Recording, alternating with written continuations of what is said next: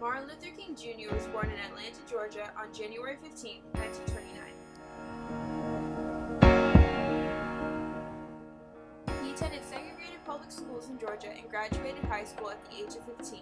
He received a bachelor's degree in 1948 from Morehouse College.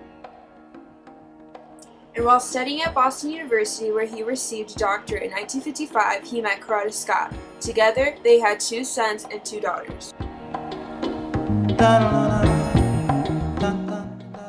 In 1954, Martin Luther King became pastor of the Dexter Avenue Baptist Church in Montgomery, Alabama. And in early December 1955, he became the leader of the first great Negro nonviolent demonstration in the U.S. for the bus boycotts, which lasted 382 days. On December 21, 1956, the Supreme Court of the United States declared the laws requiring segregation on buses unconstitutional. Negroes and whites rode the buses as equals.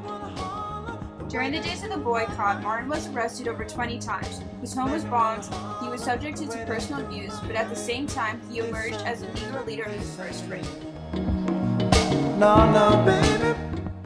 Martin Luther King based many of his operational techniques from one of his biggest inspirations, Gandhi. During the 11-year period of 1957 and 1968, Marvin traveled over 6 million miles and spoke over 250 times, appearing wherever there was injustice, protest, and action. During this time, he also managed to write 5 books as well as numerous articles.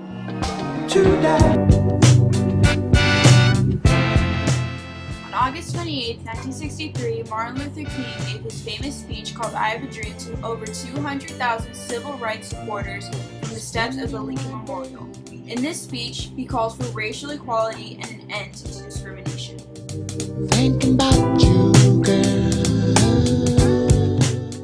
He was awarded 5 honorary degrees, was named Man of the Year by Time magazine in 1963, and became not only a symbolic leader of American blacks, but also a world figure.